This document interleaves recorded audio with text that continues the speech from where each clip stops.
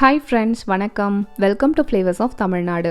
இன்றைக்கி நம்ம ரொம்ப டேஸ்டான முருங்கைக்காய், கத்திரிக்காய், பலாக்கொட்டைலாம் யூஸ் பண்ணி ஒரு சூப்பரான குழம்பு பார்க்க போகிறோம். இந்த குழம்பு செஞ்சிங்கன்னா கண்டிப்பாக இன்னொரு முறை சாதம் கேட்பாங்க, அந்த அளவுக்கு டேஸ்ட்டாக இருக்கும். இந்த குழம்புக்காக நான் 4 முருங்கைக்காவை கட் பண்ணி வச்சுருக்கேன். உங்களுக்கு எவ்வளோ பலாக்கொட்டை வேணுமோ அவ்வளோ ஆட் பண்ணிக்கோங்க, ரொம்ப டேஸ்ட்டாக இருக்கும். பெரிய சைஸில் 4 கத்திரிக்காய் எடுத்து வச்சுருக்கேன். உங்கள்கிட்ட சின்ன கத்திரிக்காய் பிஞ்சியாக இருந்ததுன்னா அதையும் யூஸ் பண்ணிக்கோங்க, இன்னும் டேஸ்ட்டாக இருக்கும். ஒரு எலுமிச்சம்பழ அளவு புளியை இந்த மாதிரி தண்ணி ஊற்றி ஊற வச்சுக்கலாம். நம்ம குழம்புக்கு ரெடி பண்ணுறதுக்குள்ளே இது நல்லா ஊறிடும். உங்களோட கைகளில் ஈரம் இல்லாமல் நல்லா தொடச்சிக்கோங்க. ஏன்னா பலாக்கொட்டையோட மேல் தோல் ரொம்ப வழவழன்னு இருக்கும் இல்லையா, ஈரக்கையோடு நம்ம இந்த மாதிரி கட் பண்ணும்போது வழுக்கிடும், கைகளில் காயம் பட்டுடும். ஸோ அதனால் கையை நல்லா ஈரம் இல்லாமல் பார்த்துக்கோங்க. இந்த மாதிரி நகத்தால் உரிக்கும் போது அந்த ஒயிட் கலர் தோல் உள்ளார நகத்தில் மாட்டிக்கும். ஸோ அதனால் கத்தி வச்சே கேர்ஃபுல்லாக எடுத்துக்கோங்க. இந்த ப்ரௌன் கலரில் தோல் இருக்கு இல்லையா, இதை லைட்டாக ரொம்ப திக்காக இருக்கிறத மட்டும் எடுத்துக்கோங்க. ஃபுல்லாக க்ளீனாக எடுக்க தேவையில்ல. தின்னாக இருக்கிற தோலெல்லாம் விட்டுருங்க. கொஞ்சம் திக்காக இருக்கும் இல்லையா, அதெல்லாம் மட்டும் லைட்டாக ஸ்க்ராப் பண்ணி எடுத்துருங்க. இப்போ இதே மாதிரி நான் எல்லா சீட்ஸையும் எடுத்துக்கிறேன். இப்போ எல்லா பலாக்கொட்டையும் இந்த மாதிரி மேலே இருக்க ஒயிட் கலர் தோலை எடுத்தாச்சு. ப்ரௌன் கலர் தோலை லைட்டாக அந்த மாதிரி ஸ்க்ராப் பண்ணி எடுத்துட்டேன். இப்போ இது ரெடியாக இருக்கா. ஒரு சட்டியில் நம்ம கொஞ்சமாக தண்ணி ஊற்றிக்கலாம். தண்ணி ஊற்றிட்டு நம்ம எடுத்து வச்சுருக்கோம் இல்லையா, அந்த பலாக்கொட்டையை ஆட் பண்ணிடலாம். இந்த பலாக்கொட்டையில் கொஞ்சமாக மஞ்சத்தூள் சேர்த்துக்கலாம். சேர்த்துட்டு மூடி வச்சுட்டு ஒரு 5 நிமிஷத்துக்கு வேகட்டும். அதுக்குள்ளே நம்ம இந்த வெங்காயம், பூண்டு எல்லாத்தையுமே உரிச்சிட்டு தட்டி எடுத்துகிட்டு வந்துடலாம். தட்டி சேர்க்கும்போது ரொம்ப நல்லா ஃப்ளேவர் அதிகமாக இருக்கும், குழம்புக்கும் நல்ல டேஸ்ட் கொடுக்கும். நீங்கள் ட்ரை பண்ணி பாருங்கள். புளிக்குழம்புக்கெலாம் இந்த மாதிரி வெங்காயத்தை தட்டி சேர்த்துக்கோங்க, ரொம்ப சூப்பராக இருக்கும். இப்போ நம்மளோட பலாக்கொட்டையும் வெந்துடுச்சு. ரொம்ப முழுசாக வேக வைக்க வேண்டாம், ஒரு 2 நிமிஷத்துக்கு வெந்தால் போதும். நம்ம குழம்புல சேர்த்து கொதிக்க வைக்கும்போது இன்னும் நல்லா வெந்துடும். இப்போ வெந்த பலாக்கொட்டை எல்லாத்தையும் தனியாக எடுத்துக்கலாம். அந்த தண்ணியை கீழே ஊற்றிடுங்க, தண்ணி வேண்டாம். தாளிக்கிறதுக்காக தாராளமாக நல்லெண்ணெய் சேர்த்துக்கலாம். அதில் கொஞ்சமாக தாளிப்பு வடகம் சேர்த்துக்கோங்க, இது நல்ல ஃப்ளேவர் கொடுக்கும். கொஞ்சமாக பெருங்காயம் ஆட் பண்ணிக்கலாம். 1 ஸ்பூன் அளவுக்கு வெந்தயம் சேர்த்துக்கிறேன். தாளிக்கிறதுக்காக கருவேப்பிலை, நம்ம தட்டி வச்சுருக்கோம் இல்லையா அந்த வெங்காயம், பூண்டு, இது ரெண்டுத்தையும் ஆட் பண்ணிவிட்டு லைட்டாக வதக்கிக்கோங்க. கத்திரிக்காய் எடுத்து வச்சுருந்தோம் இல்லையா, அதை முன்னாடியே கட் பண்ணியிருந்தோன்னா கருத்து போயிடும், அதனால் இப்போ கட் பண்ணிக்கோங்க. லைட்டாக 4 பொழந்துக்கிட்டால் போதும். இதையும் சேர்த்து நல்லா வதக்கிக்கலாம். கூடவே 2 தக்காளியை கட் பண்ணிக்கோங்க. கத்திரிக்காய் பாதி வதங்கினதுக்கப்புறமா நம்ம கட் பண்ணி வச்சுருக்க 2 தக்காளியும் ஆட் பண்ணிக்கலாம். தக்காளி நல்லா குழையிற அளவுக்கு வதக்கிக்கலாம்.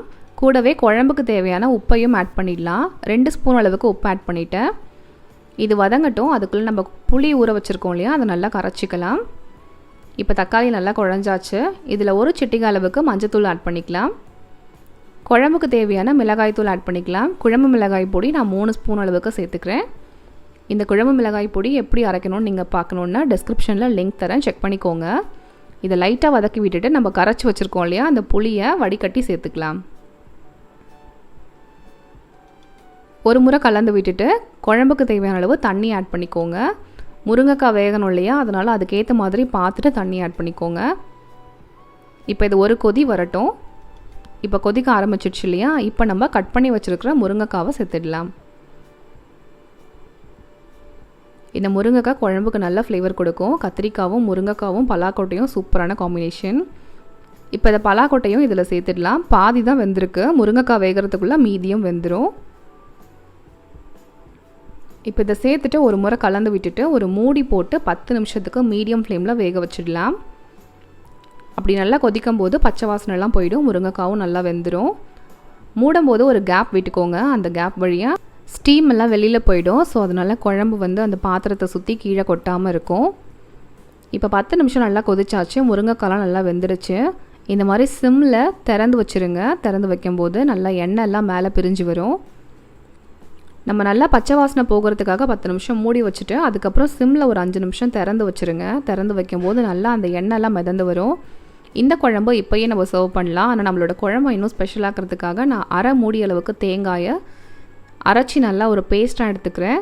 ஒரு முறை பல்ஸில் போட்டுட்டு நான் கொஞ்சமாக தண்ணி ஆட் பண்ணுறேன். தண்ணி ஆட் பண்ணிவிட்டு நல்லா பேஸ்ட்டாக அரைச்சி எடுத்துகிட்டு வந்துடுறேன். இந்த தேங்காய் பேஸ்ட்டை நம்ம குழம்புல ஆட் பண்ணோன்னா இன்னுமே நம்மளோட குழம்பு சூப்பராக இருக்கும். இப்போ இதை குழம்புல சேர்த்துடலாம். நம்மளோட சூப்பரான ஸ்பெஷலான குழம்பு ரெடி ஆகிடுச்சு. நீங்கள் கண்டிப்பாக இதை ட்ரை பண்ணி பாருங்கள். தேங்காய் சேர்த்துட்டு ரொம்ப கொதிக்க வைக்க வேண்டாம். ஒரு முறை கலந்து விட்டுட்டு லைட்டாக அந்த பபுள் வரும் இல்லையா மேலே, அப்போ நீங்கள் ஆஃப் பண்ணிவிடுங்க. இப்போ நான் கலந்து விட்டுட்டேன். இப்போ நான் ஆஃப் பண்ணிட்டேன். இப்போ பாருங்கள், சட்டியோட சூட்லேயே அந்த தேங்காய் பேஸ்ட் வந்து லைட்டாக வெந்துடும். நம்மளோட குழம்பு சூப்பராக ரெடி ஆகிடுச்சு. கண்டிப்பாக இதை ட்ரை பண்ணுங்கள். இந்த குழம்பு வைக்கும்போது கண்டிப்பாக நீங்கள் ரைஸும் கொஞ்சம் எக்ஸ்ட்ரா பண்ணிக்கோங்க, ஏன்னா அந்தளவுக்கு டேஸ்ட்டாக இருக்கும். எப்படி வந்தது எனக்கு கண்டிப்பாக கமெண்ட் பண்ணுங்கள். சேனலை மறக்காமல் சப்ஸ்கிரைபும் பண்ணிக்கோங்க. பக்கத்தில் உள்ள பெல் ஐக்கானை கிளிக் பண்ணிங்கன்னா நான் அடுத்து போடுற வீடியோஸ் உங்களுக்கு நோட்டிஃபிகேஷனில் வந்துடும். ஸோ அதனால் மறக்காமல் பெல் ஐக்கானை கிளிக் பண்ணிக்கோங்க. தேங்க்யூ ஃபார் வாட்சிங் ஃப்ரெண்ட்ஸ். பாய்.